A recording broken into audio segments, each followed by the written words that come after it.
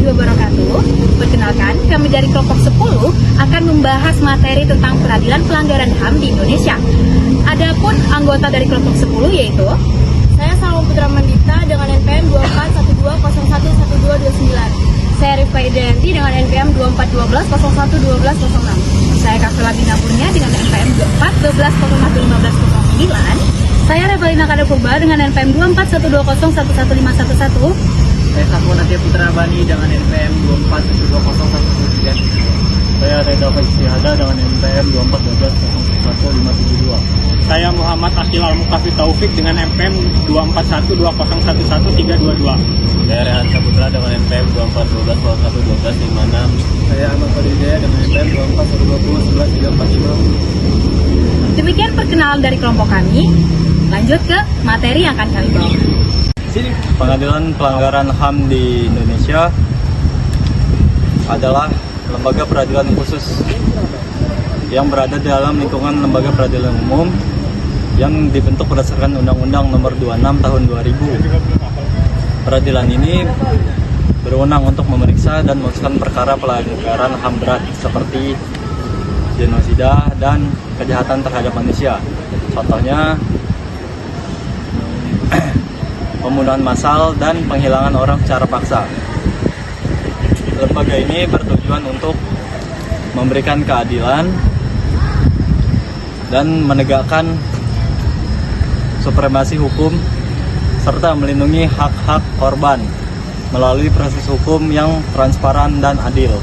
Sekian. Dasar hukum utama untuk pengadilan pelanggaran HAM di Indonesia adalah diatur dalam Undang-Undang Nomor 26 Tahun 2000 tentang Pengadilan Hak Asasi Manusia atau Undang-Undang Pengadilan HAM yang dibentuk untuk mengadili pelanggaran HAM yang berat. Selain itu, Undang-Undang Nomor 39 Tahun 1999 tentang Hak Asasi Manusia mengatur definisi dan jenis pelanggaran HAM serta pasal 28A sampai 28J Undang-Undang Dasar 1945 menyediakan landasan konstitusional perlindungan HAM. Jenis-jenis pelanggaran HAM di Indonesia, pelanggaran HAM ada dua jenis. Yang pertama adalah pelanggaran HAM berat, yaitu pelanggaran yang dilakukan dengan skala besar dan tentunya banyak sekali korban. Pelanggaran ini diatur dalam Undang-Undang Nomor 26 Tahun 2000 tentang Pengadilan Hak Asasi Manusia. Yang kedua adalah pelanggaran biasa. Pelanggaran HAM biasa adalah pelanggaran yang tidak mengancam jiwa namun bahaya jika dibiarkan. Pelanggaran HAM berat di Indonesia biasanya melalui dua jalur, yaitu jalur yudisial dan jalur non-yudisial. Yang pertama, jalur yudisial biasanya mengikuti aturan yang diatur dalam Undang-Undang Dasar Nomor 20 Tahun 2000 tentang Pengadilan HAM. Tahap pertama biasanya penyelidikan oleh Komnas HAM, tahap kedua penyelidikan oleh Jaksa Agung, tahap ketiga pengadilan HAM, tahap keempat proses banding dan kasasi.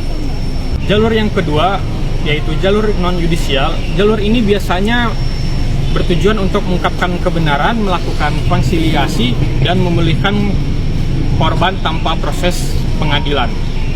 Contohnya biasanya membuat KKR dan bertujuan untuk membuka fakta masa lalu, meskipun sampai sekarang biasanya belum optimal. Jadi sini ada pelanggaran, sanksi pelanggaran HAM itu ada pelanggaran HAM berat, pelanggaran HAM ringan, dan juga ada sanksi administrasi. Nah, nanti itu ada di Undang-Undang Nomor 26 Tahun 2000. Intinya itu ada pidana mati, ada sanksi denda, dan juga ada penjara minimal 10 tahun, maksimal seumur hidup. Lalu di sini ada sanksi untuk pelanggaran HAM ringan. Itu ada di Kitab Undang-Undang KUHP. Yaitu sanksinya ada sanksi denda dan juga ada sanksi penjara. Lalu buat administrasi, sanksi administrasi di sini itu ada di Peraturan Pemerintah Nomor 48 Tahun 2016. Itu ada penurunan jabatan, ada juga penghilangan jabatan, ada sanksi denda juga. Lalu di sini ada tambahan untuk sanksi sosial. Jadi di sini tuh nama kalian bakal tercoreng atau nama baik kalian itu akan menjadi buruk. Lalu di kecaman publik lah. Terima kasus pelanggaran HAM berat di Indonesia. Yang pertama ada PKI. Menjadi salah satu tragedi kelam bangsa Indonesia yang dikategorikan sebagai pelanggaran HAM berat. Dalam peristiwa ini terjadi pembunuhan terhadap para perwira tinggi TNI Angkatan Darat, diikuti dengan pembunuhan massal terhadap orang-orang yang dituduh sebagai anggota atau simpatisan PKI. Yang kedua ada pemerkosaan massal 1998. Dalam tragedi ini, banyak perempuan terutama dari etnis Tionghoa menjadi korban kekerasan seksual, pemerkosaan, bahkan pembunuhan. Ini masuk dalam kategori pelanggaran HAM berat karena tentang kejahatan terhadap kemanusiaan. Dan selanjutnya ada pelanggaran HAM ringan yang ada di Indonesia. Salah satu contoh kasusnya yang pertama itu pembatasan berpendapat di kampus atau di sekolah. Pembatasan kebebasan berpendapat di sekolah atau kampus dikategorikan sebagai pelanggaran HAM ringan karena pelanggaran terhadap hak kebebasan berpendapat. Kedua, intoleransi antar umat beragama. Intoleransi antar umat beragama lebih dikategorikan sebagai pelanggaran HAM ringan karena menyangkut pembatasan kebebasan beragama. Baik, meskipun negara Indonesia merupakan negara yang menjunjung tinggi hak asasi manusia, ternyata masih ada beberapa faktor yang menyebabkan penegakan hak asasi manusia di Indonesia masih terkendala.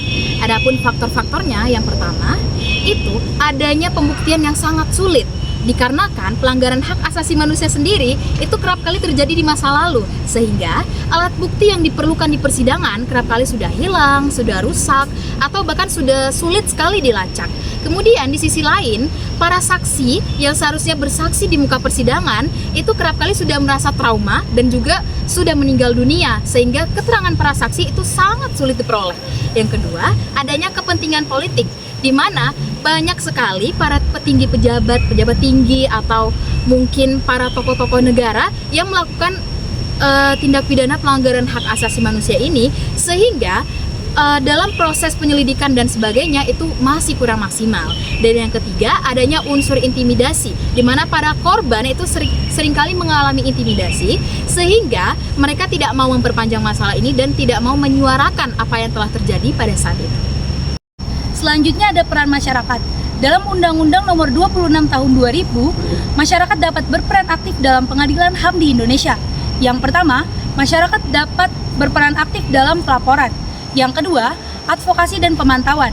Yang ketiga, adanya pendapat ahli. Yang keempat, adanya dukungan moralitas dan juga solidaritas.